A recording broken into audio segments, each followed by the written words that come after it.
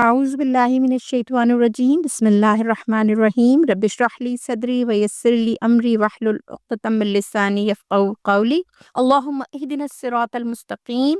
آج ہم 19ویں پارے وقال الذین کا آغاز کر رہے ہیں جو 3 صورتوں پر مشتمل ہے، سورہ فرقان، سورہ شعراء اور سورہ نمل کی 59 آیات۔ سورہ فرقان مکی دور کی نازل شدہ صورتوں میں سے ہے، جس کا سینٹرل ایسنس جو ہے وہ اللہ کی اس کائنات اور انسان کے اپنے وجود کے اندر موجود اللہ کی جا بجا نشانیوں پر متوجہ کرنا ہے۔ رسول اللہ صلی اللہ علیہ وسلم اور قرآن پاک پر مشرکین کے اعتراضات اور الزامات کا پرومپٹ رسپانس دیا گیا ہے۔ توحید اور آخرت کو نہ ماننے والوں کو عذاب رسیدہ بستیوں کے انجام سے درس عبرت حاصل کرنے کی دعوت دی گئی ہے، جبکہ اہل ایمان کو جنت کے مستحق عباد الرحمن کی صفات اختیار کرنے اور اس کی روشنی میں اپنی کیریکٹر بلڈنگ کی ترغیب دی گئی ہے۔ اس بلند کرداری کے ساتھ دعوت دین کے لیے جہاد کبیر برپا کرنے کی ہدایت کی گئی ہے اور اللہ کے ان خاص بندوں کے لیے اللہ کی جانب سے اجر عظیم کی خوشخبری اور لازمی پورا کیے جانے والے وعدے کی صورت میں دی گئی ہے۔ سورہ مومنون، سورہ نور، سورہ فرقان کے ربط سے جو خوبصورت پیغام ہر دور کے تمام انسانوں کے لیے ہے، وہ ایمان اور اخلاق کی بنیاد پر بننے والا کردار ہی دنیا میں مثبت تبدیلی یا خیر کا انقلاب برپا کر سکتا ہے۔ سورت کا آغاز اللہ کی ذات بابرکات سے، جس نے حق و باطل کا فرق کھول کر رکھ دینے والا کلام محمد صلی اللہ علیہ وسلم پر نازل کیا، جس کے ذریعے سے قیامت تک آنے والے تمام زمانوں اور تمام انسانوں کو خبردار وارن کر دیا گیا کہ اگر اس کتاب ہدایت اور نبی بشیر و نذیر کی دعوت کو قبول کر لو گے تو دنیا اور آخرت کی بھلائی حاصل کرو گے۔ انسان اس بابرکت رب، اس بابرکت کلام کو چھوڑ کر دوسرے معبود بنا لیتا ہے اور انبیاء علیہ الصلوۃ والسلام پر اعتراضات کرتا ہے۔ نبی کریم صلی اللہ علیہ وسلم پر بھی کفار اعتراضات کرتے تھے۔ یہ قرآن انہوں نے خود گھڑ لیا ہے، لکھنے میں کوئی اور مدد کرتا ہے، یہ کیسا رسول ہے جو کھاتا اور پیتا ہے، بازاروں میں چلتا پھرتا ہے، بشر کیسے رسول بن گیا، اس کے ساتھ کوئی فرشتہ کیوں نہیں نازل ہوا، کوئی خزانہ یا باغ ہی اتار دیا جاتا، یا پھر ان پر کسی نے جادو کر دیا ہے جس کے باعث یہ ایسی باتیں کر رہے ہیں، نعوذ باللہ من ذالک۔ اللہ ان اعتراضات کا جواب دیتا ہے کہ ان اعتراضات و الزامات کی کوئی حقیقت نہیں ہے۔ اصل بات یہ ہے کہ ایسی باتیں صرف وہ لوگ کرتے ہیں جو آخرت کے منکر ہیں، اور رب کائنات نے منکرین کے لیے بھڑکتی ہوئی آگ تیار کر رکھی ہے، جو اپنے عقل کو، اپنے وجدان کو استعمال نہیں کرتے اور بس لگی بندھی سوچ کے مطابق آباء و اجداد کے دین کے پیروکار ہیں۔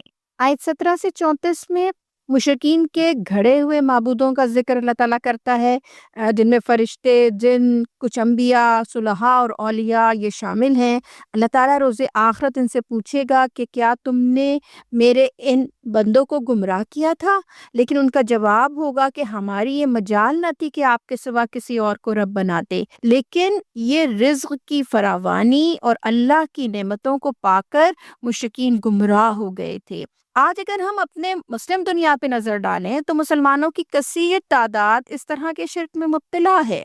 کہیں انہوں نے صحابہ کو اور کہیں اولیاء اللہ میں سے کسی کو مشکل کشا بنا لیا ہے، کسی کو رزق دینے والا اور کوئی دعائیں سننے والا بن گیا ہے، اور یہ آیات ہمیں جھنجھوڑتی ہیں کہ ہم اپنے عقائد کا جائزہ لیں۔ ان سے اگلی آیات میں اللہ تعالیٰ نے آخرت کے جھنجھوڑ دینے والے مناظر رکھے ہیں، جن کو دیکھ کر مجرم چیخ اٹھیں گے اور انسان پچھتائیں گے جنہوں نے دنیا میں انکار کی روش اختیار کی، کہ قرآن اور دعوت رسول اللہ صلی اللہ علیہ وسلم کو نظر انداز کرنے پر، غلط دوست بنانے پر، ایسے دوست جن کی صحبت انسان کو آخرت سے غافل کر دیتی ہے اور گمراہی کے راستے پر چلاتی ہے۔ نبی کریم صلی اللہ علیہ وسلم کہیں گے کہ اے میرے رب، میری قوم نے اس قرآن کو نشانۂ تضحیک بنا لیا تھا اور اس کے مضامین پر، یعنی قرآن پاک کے اوپر باتیں بناتے تھے، جیسا کہ آج بھی ہم سنتے ہیں کہ انکار کرنے والے اور مذاق اڑانے والے کہتے ہیں یہ تو 1400 سال پرانا ہے، آج قابل عمل نہیں ہے، اس کے قوانین ظالمانہ ہے، یہ انصاف پر مبنی نہیں ہے، اس میں خواتین کے حقوق کی پاسداری نہیں ہے، اس میں عورت کی گواہی آدھی ہے، اس میں وراثت میں جو ہے وہ عورت کو آدھا حصہ کیوں دیا گیا، بیٹی کو آدھا حصہ کیوں دیا گیا، اور پردہ کیوں ہے، اور معاشی نظام، ہر چیز پر اعتراض کرتے ہیں۔ اور یہ فورن فنڈڈ این جی اوز اور یہ سو کالڈ دانشور، یہ تمام لوگ جو قرآن کے احکامات کو چیلنج کرتے ہیں اور اعتراضات کرتے ہیں، انہیں اس دن سے ڈرنا چاہیے جب نبی کریم صلی اللہ علیہ وسلم قرآن کا مقدمہ لے کر کھڑے ہوں گے اور انہیں اللہ کی پکڑ سے بچانے والا کوئی نہ ہوگا۔ آیت 35 تا 40 میں اقوام سابقہ کا ذکر اللہ تعالیٰ کرتا ہے کہ ان کے انجام سے سبق حاصل کرو جنہوں نے انبیاء کی تعلیمات کو جھٹلا دیا تھا۔ پھر اللہ نے مثال دی ہے کہ کیا تم نے اس شخص کے حال پر غور کیا جس نے اپنی خواہش نفس کو اپنا خدا بنا لیا تھا؟ ایسے لوگ جانوروں کی طرح ہیں بلکہ اس سے بھی گئے گزرے۔ حدیث پاک کے مفہوم کے مطابق انسانی دنیا میں سب سے زیادہ شرک خواہش نفس کو معبود بنا کر کیا جاتا ہے، یعنی خواہشات کی پیروی اس طرح کی جاتی ہے جس طرح اللہ کی اطاعت کرنی چاہیے، بلکہ اس سے بڑھ کر۔ اگر آج کی اس ماڈرن ورلڈ پر ہم نظر ڈالیں تو خواہش نفس نے انسان کو اشرف المخلوقات کے مرتبے سے گرا کر اسفل السافلین تک پہنچا دیا ہے۔ ہم جنس پرستی کو انسانی حقوق میں شامل کیا گیا ہے، کتے اور بلی کی ساخت اختیار کرنا، اللہ کی عطا کردہ جنس کی تبدیلی کو انسانی حقوق گرداننا، سود کو معاشی خوشحالی کی ضمانت قرار دینا، وراثت تقسیم نہ کرنا، رشوت اور کرپشن کے ذریعے مالی مفادات سمیٹنا، بے حیائی اور فحاشی کو عام کر کے خاندانوں کو، نسلوں کو اور انسانی معاشرے کو تباہی سے دوچار کرنا، یہ سب خواہش نفس کو اپنا معبود بنانے کے مظاہر ہیں۔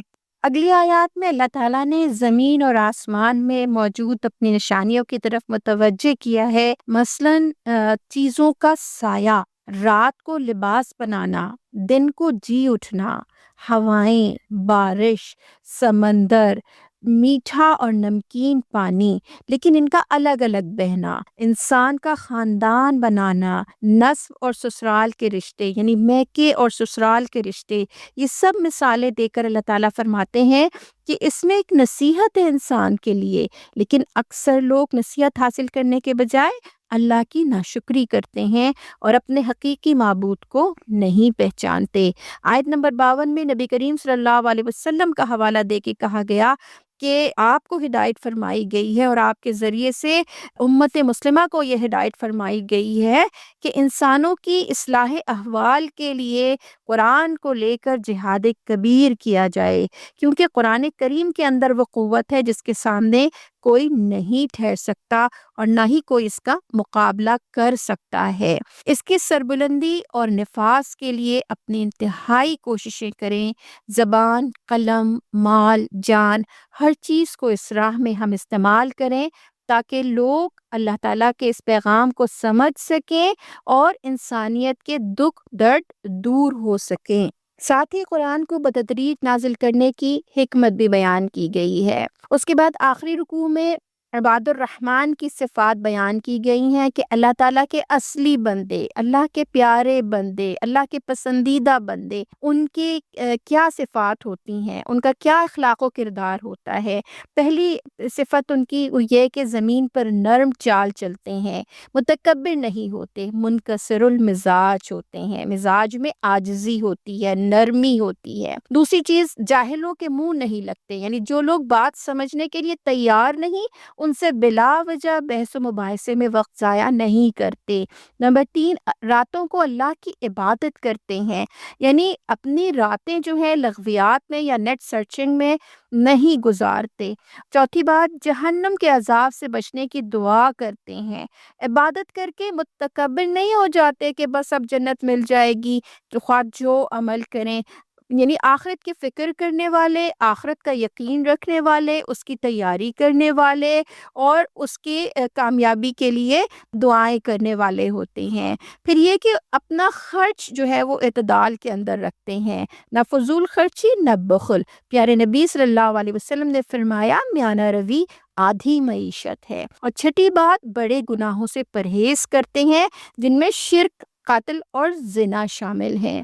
درمیان میں اللہ تعالیٰ نے بشارت دی کہ اگر کسی سے سابقہ زندگی میں گناہ ہو چکے ہوں، لیکن اگر وہ توبہ کر لے، اللہ کی طرف پلٹ آئے، اللہ سے معافی مانگ لے اور صحیح عمل اختیار کر لے، تو اللہ تعالیٰ گناہوں کو معاف کر دینے والا اور برائیوں کو بھلائیوں سے بدل دینے والا ہے۔ ساتویں چیز، جھوٹے معاملات، جھوٹ اور جھوٹی بات سے اجتناب کرتے ہیں، وہ جھوٹ کے گواہ نہیں بنتے۔ آٹھویں بات، کسی لغو چیز پر ان کا گزر ہو جائے تو شریف آدمیوں کی طرح گزر جاتے ہیں، اس میں انوالو نہیں ہوتے، فضول لا یعنی کاموں میں نہیں پڑتے۔ نویں بات، اللہ کی آیات پر اندھے بہرے بن کر نہیں گزرتے، غور کرتے ہیں، اطاعت کرتے ہیں، عمل کرتے ہیں۔ اور 10ویں بات، اپنے اولاد اور ازواج کے لیے دعا کرتے ہیں، یعنی صرف خود ہی نیک اور باکردار نہیں ہوتے بلکہ اپنی فیملیز کے لیے بھی جو ہے وہ صحیح راستے پر آنے کی، چلنے کی کوشش بھی کرتے ہیں اور دعا بھی کرتے ہیں۔ ربنا ہب لنا من ازواجنا وذریاتنا قرۃ اعین وجعلنا للمتقین اماما۔ اے ہمارے رب، ہمیں اپنے ازواج یعنی جو ہسبینڈس اور وائفس ہیں اور جو ہمارے بچے ہیں، اللہ تعالیٰ ان کو ہماری آنکھوں کی ٹھنڈک بنا دے اور ہمیں پرہیزگاروں کا امام بنا۔ یہ بہت ہی اہم دعا ہے جو ہر مومن کے لیے اہل خانہ کی تربیت کا ہدف مقرر کرتی ہے کہ صرف خود ہی نیک نہیں بننا بلکہ نیکیوں اور متقین کو جو ہے اپنی نسلوں کے اندر ان کو متقی بنانا ہے، اور صرف نیک بننا ہی نہیں بلکہ ان کا امام بننا ہے، ان کے لیڈرشپ بننا ہے۔ اس کے لیے ہمیں جدوجہد کرنی ہے اور دعا کرنی ہے، اور اللہ کہتا ہے ایسے ہی لوگوں کو جنت میں اچھا ٹھکانہ ملے گا۔ اور آخری آیت میں اختتام سورت کا اس طرح ہوتا ہے کہ جو لوگ اللہ کے ان پسندیدہ بندوں کے برعکس اللہ کو نہیں پکارتے تو پھر اللہ کو بھی ان کی کوئی پرواہ نہیں ہے، اور بالآخر وہ اللہ کہتا ہے تم وہ سزا پاؤ گے کہ جان چھڑانی مشکل ہو جائے گی، یعنی ایسے لوگ جو اللہ کو، اللہ کے کلام کو، اللہ کے نبی کو اگنور کرتے ہیں وہ جہنم کا ایندھن بنیں گے۔ سورہ شعراء مکی ہے، 11 رکوعات اور 227 آیات ہیں۔ سورہ مبارکہ پر غور کریں تو اللہ نے کچھ آیات کو بار بار دہرایا ہے، مقصد توجہ دلانا ہے، اس بیان کردہ حقیقت کو محسوس کروانا ہے۔ اللہ تعالیٰ نے 9 انبیاء علیہ السلام اور ان کی اقوام کا ذکر کیا ہے۔ انبیاء کے حوالے سے 4 آیات بار بار دہرائی گئی ہیں۔ الا تتقون انی لکم رسول امین فاتقوا اللہ واطیعون وما اسألکم علیہ من اجر الا علی رب العالمین۔ کیا تم اللہ سے ڈرتے نہیں ہو؟ میں تمہارے لیے ایک امانت دار رسول ہوں، لہٰذا تم اللہ سے ڈرو اور میری اطاعت کرو۔ میں اس کام پر تم سے کسی اجر کا طالب نہیں ہوں، میرا اجر تو رب العالمین کے ذمے ہے۔ معلوم ہوتا ہے کہ تمام انبیاء نے ہر دور کے گمراہ انسانوں کو ان کے حق دشمن، انسان دشمن رویے پر خبردار کیا ہے، وارن کیا ہے کہ اللہ سے ڈرو، اور اپنے امین، مخلص اور بے غرض کردار کی دلیل دیتے ہوئے راہ راست کی طرف بلایا ہے کہ میری کوئی ذاتی منفعت نہیں ہے، کوئی پرسنل بینیفٹس نہیں ہے، صرف تمہاری بھلائی چاہتا ہوں، لہٰذا اللہ کی بندگی اختیار کر لو اور اس کی نافرمانی سے بچو۔ مجھے تم سے کوئی ریوارڈ نہیں چاہیے کیونکہ میں اللہ کا میسنجر ہوں، اللہ کا پیغام تم کو پہنچا رہا ہوں، تو میرا صلہ، میرا ریوارڈ تو میرے رب کے پاس ہے۔ یعنی ہم دیکھتے ہیں کہ وَإِنَّ رَبَّكَ لَهُوَ الْعَزِيزُ الرَّحِيمُ، اور بے شک تمہارا رب زبردست بھی ہے اور رحیم بھی۔ اس آیت کو 8 مرتبہ دہرایا گیا ہے۔ ان تاریخ انسانی کے عبرت انگیز واقعات کا سبق یہ ہے کہ پالنے والا رب، ان کی دیکھ بھال کرنے والا، ان کو مانیٹر بھی کر رہا ہے، وہ دیکھ رہا ہے کہ اللہ کے بندوں میں سے کون شکر گزار ہیں اور کون ناشکرے۔ وہ رب زبردست قدرت اور قوت والا ہے۔ صحیح راستے کو جھٹلانے والے جو اللہ کی زمین کو ظلم اور فساد سے آلودہ کرتے ہیں، انسانیت جن کے ہاتھوں پریشان حال اور تباہ حال ہوتی رہی ہے، اللہ ان قوموں کو ہلاک کر دیتا ہے۔ تباہ ہونے والی 7 اقوام کا درس عبرت سورہ شعراء میں موجود ہے۔ اور جو انبیاء کی بات مان کر صحیح راستے کو اختیار کر لیتے ہیں وہی انسانیت کے حقیقی خیر خواہ ہوتے ہیں۔ اللہ نے انہیں دنیاوی اور اخروی عذاب سے بچا لیا ہمیشہ، اور اپنی رحمتوں سے ان کو نوازتا ہے۔ پھر اللہ نے 9 مرتبہ اپنے بندوں کو یاد دلایا ہے، ان فی ذالک لآیۃ وما کان اکثرہم مؤمنین، یقیناً اس میں نشانی ہے مگر اس میں اکثر ماننے والے نہیں ہیں۔ دنیا میں اللہ کی نعمتوں کی نشانیاں ہو یا تاریخ اقوام کی جزا و سزا کے حقیقی واقعات، سخت دل لوگ، arrogant people, fixed mindset رکھنے والے، یہ کسی چیز سے سبق حاصل نہیں کرتے۔ سو دے آر آلویز لوزرز۔ دنیا اور آخرت دونوں جگہ اللہ کے غضب کا شکار ہوتے ہیں۔ اب یہ ہماری چوائس ہے کہ ہم کون سا راستہ اختیار کرتے ہیں، ہم اللہ کی رحمت چاہتے ہیں یا کچھ اور۔ آغاز کلام میں قوم کی گمراہی اور انکار حق پر نبی اکرم صلی اللہ علیہ وسلم کی تڑپ اور دلی تکلیف کا ذکر کرتے ہوئے اللہ تعالیٰ فرماتا ہے کہ اگر یہ مشرکین اسی طرح آپ کی دعوت کا مذاق اڑاتے رہیں گے، آپ صلی اللہ علیہ وسلم پر اعتراضات کرتے رہیں گے اور ایمان نہ لائیں گے، تو کیا آپ اپنی جان کھو دیں گے؟ ان آیات کے اندر ہمیں اللہ کے نبی صلی اللہ علیہ وسلم کی اس کیفیت کا اندازہ ہوتا ہے کہ کس طرح وہ اپنے قوم کو راہ راست پر لانے کے لیے تڑپ رکھتے تھے، لگن رکھتے تھے۔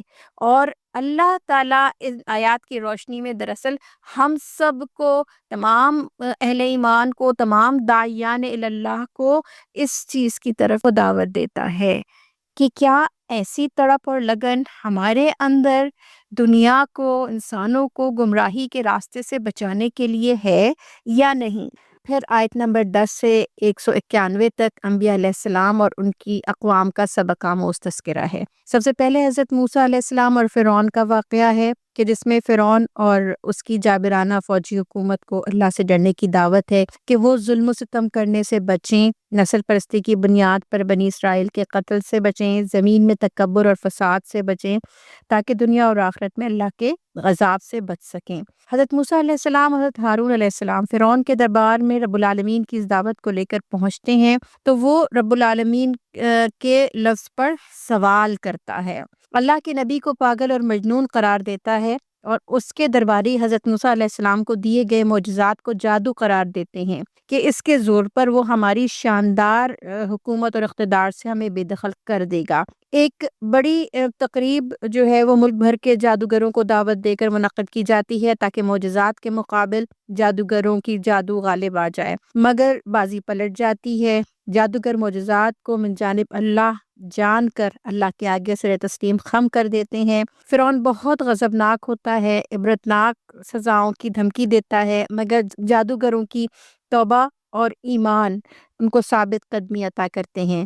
پھر حضرت ابراہیم علیہ السلام کا ذکر ہے جنہوں نے اپنے باپ اور اپنے قوم کو بتوں کی پرستش سے روکا اور کہا کہ جو نہ سنتا ہے نہ نفع و نقصان کا اختیار رکھتا ہے وہ معبود کیسے ہو سکتا ہے۔ باپ دادا کی اندھی تقلید سے منع کرتے ہوئے اپنے حقیقی معبود کا بہت پیارا تعارف حضرت ابراہیم علیہ السلام اپنے قوم کو دیتے ہیں کہ جس نے مجھے پیدا کیا وہی میری رہنمائی کرتا ہے، وہی مجھے کھلاتا اور پلاتا ہے، جب بیمار ہو جاتا ہوں تو وہی مجھے شفا دیتا ہے، جو مجھے موت دے گا اور پھر دوبارہ زندگی بخشے گا، اور جس سے میں امید رکھتا ہوں کہ روز جزا وہ میری خطائیں معاف کر دے گا۔ اتنے پیارے رب کو چھوڑ کر تم کہاں گمراہی کا شکار ہو رہے ہو؟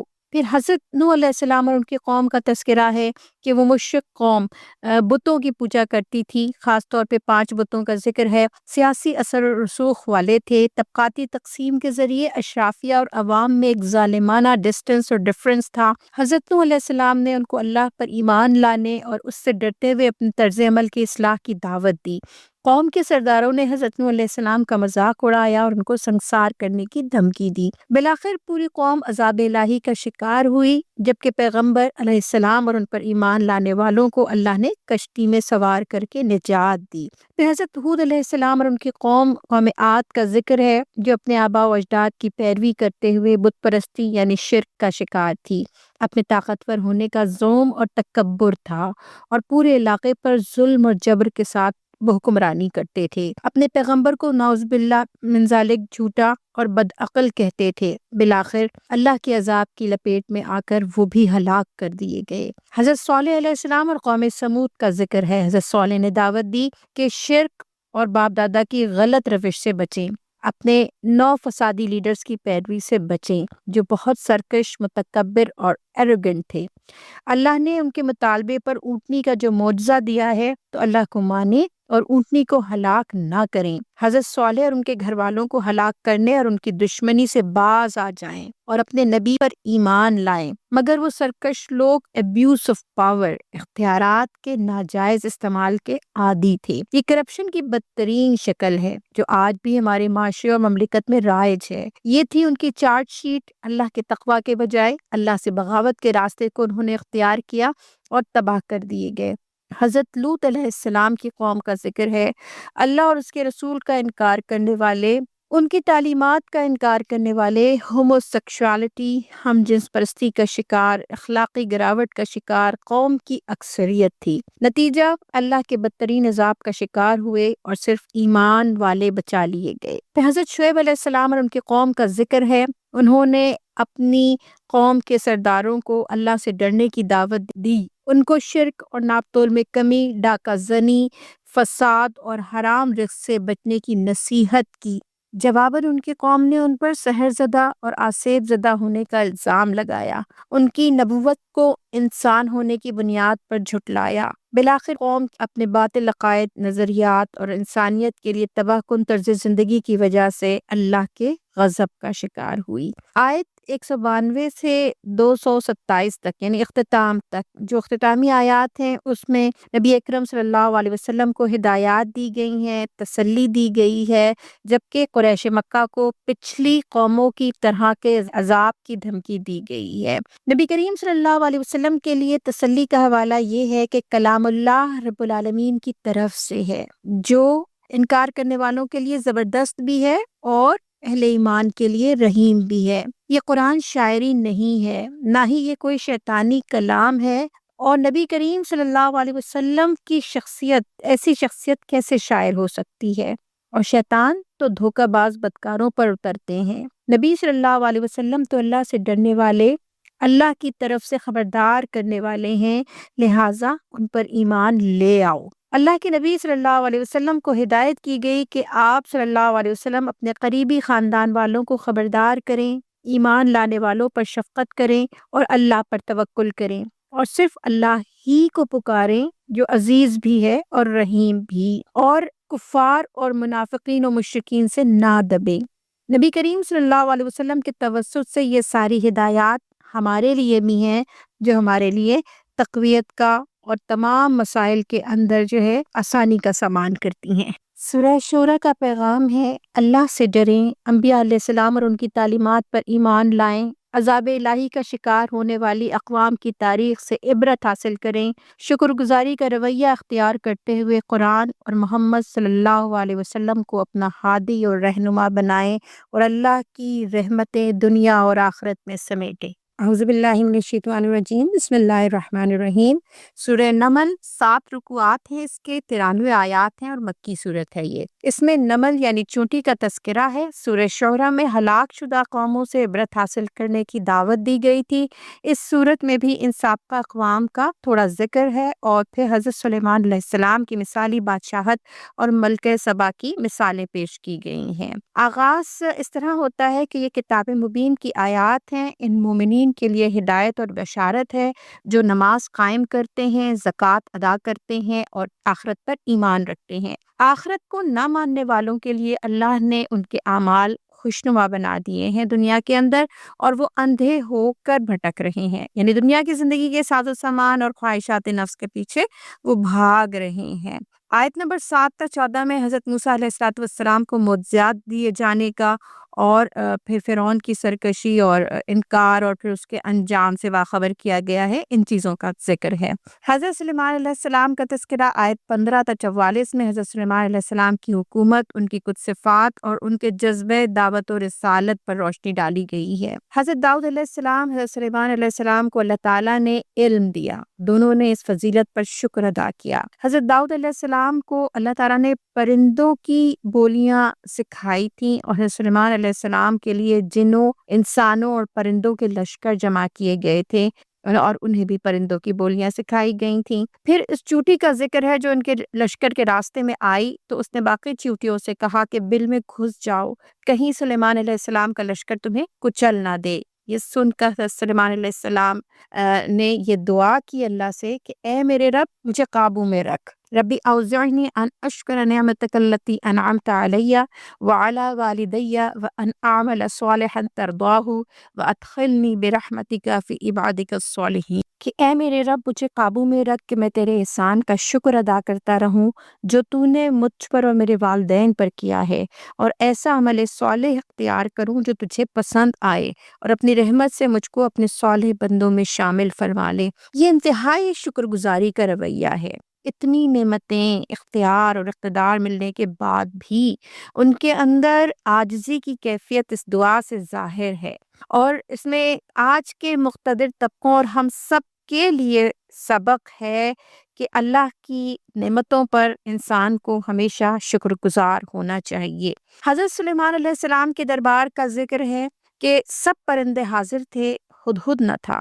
جب آیا تو اس نے ایک سورج پرست قوم کا ذکر کیا جن کی ملکہ ایک عورت ہے۔ سلیمان علیہ السلام نے ہدہد کے ہاتھ ملکہ کو دعوت دین اور اطاعت قبول کرنے کا پیغام بھیجا۔ ملکہ نے جواباً ہدیے بھیجے، انہوں نے قبول کرنے سے انکار کیا اور لشکر کو تیاری کا حکم دیا، لیکن اتنے میں ملکہ سبا نے بات سمجھ لی اور پھر ان کے پاس آنے کا ارادہ کر لیا۔ اس موقع پر حضرت سلیمان علیہ السلام نے اس کا تخت اپنے دربار میں منگوا لیا۔ حضرت سلیمان علیہ السلام ہر موقع پر اللہ کا شکر ادا کرتے جا رہے ہیں کہ یہ سارا اختیار اور اقتدار اللہ کی عطا ہے اور اسے اللہ کی رضا اور اس کی بندگی کے قیام ہی کے لیے استعمال ہونا چاہیے۔ ملکہ مطیع فرما ہو کر آ گئی اور اپنا تخت دیکھ کر اس کو ان کی طاقت کی حقیقت سمجھ میں آ گئی، یعنی حضرت سلیمان علیہ السلام کے ساتھ قدرت اور قوت والا رب ہے، یہ بات وہ سمجھ گئی۔ لہٰذا اس نے سوچا کہ مجھے بھی اس سچے رب پر ایمان لے آنا چاہیے، اور وہ ایمان لے آئی۔ گویا اس نے تکبر، ضد اور ہٹ دھرمی کا راستہ اختیار نہ کیا اور اللہ کی نشانیاں دیکھ کر ایمان قبول کر لیا۔ یعنی جب حق اس پر واضح ہو گیا تو اس کا نفس، اس کی حکومت، آباء و اجداد کا دین، کوئی چیز قبولیت حق سے اسے نہ روک سکی۔ یہ مشرکین مکہ کے لیے بھی اس میں پیغام ہے کہ جو آباء و اجداد کے دین سے جو ہے وہ چمٹے ہوئے ہیں اور کسی طرح حق قبول نہیں کر رہے، اور یہ آج کے بھی تمام انسانوں خصوصاً حکمرانوں کے لیے اس کے اندر سبق موجود ہے۔ پھر رکوع نمبر 4 میں حضرت صالح علیہ السلام، حضرت لوط علیہ السلام کا ذکر ہے۔ حضرت صالح علیہ السلام کو قتل کرنے کی سازش کی گئی ان کے قوم کی طرف سے۔ 9 قبیلوں کے سرداروں نے جتھا بنایا اور قتل کا منصوبہ بنایا، لیکن اللہ تعالیٰ نے ان کی چال ان کے اوپر الٹ دی اور ساری قوم تباہ کر دی گئی۔ یہاں ان مشرکین مکہ کو تنبیہ کی گئی ہے کہ جو نبی کریم صلی اللہ علیہ وسلم اور اہل ایمان کو قتل کرنے کی منصوبہ بندی کر رہے تھے۔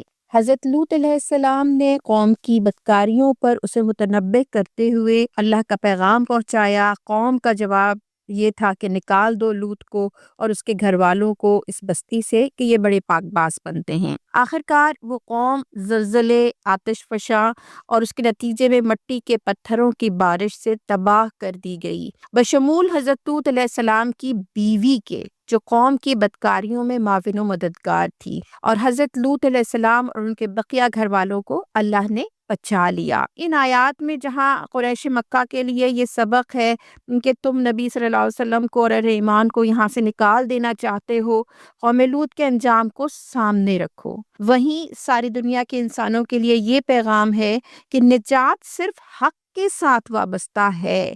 کسی پیغمبر یا بزرگ یا کسی نیکوکار کی رشتہ داریاں اور تعلقات بغیر حق کے نجات نہیں دلا سکتے۔ پھر پیغمبر علیہ الصلوۃ والسلام اور اللہ کے وہ بندے جنہوں نے دین کے راستے میں تکلیفیں اٹھائیں، ان کے لیے اعزاز و اکرام اور خوشخبری ہے اللہ کی طرف سے۔ قل الحمد للہ وسلام علی عبادہ الذین اصطفیٰ، اے نبی صلی اللہ علیہ وسلم کہو حمد ہے اللہ کے لیے اور سلام اس کے ان بندوں پر جنہیں اس نے برگزیدہ کر لیا ہے۔ 19ویں پارے کے آخر میں سوال پیش کیا جاتا ہے، اللہ خیر اما یشرکون، ان سے پوچھو اللہ بہتر ہے یا وہ معبود جنہیں وہ اس کا شریک بنا رہے ہیں؟ یقیناً بندگی کے لائق، بھروسے کے لائق وہی ذات باری تعالیٰ ہے۔ 19ویں پارے میں حضرت ابراہیم علیہ السلام کی دعا، ربی حب لی حکما والحقنی بالصالحین واجعل لی لسان صدق فی الآخرین واجعلنی من ورثۃ الجنۃ النعیم، اے میرے رب مجھے حکم عطا کر اور مجھے صالحین کے ساتھ ملا، اور بعد کے آنے والوں میں مجھ کو سچی ناموری عطا کر اور مجھے جنت نعیم کے وارثوں میں شامل فرما، آمین یا رب العالمین۔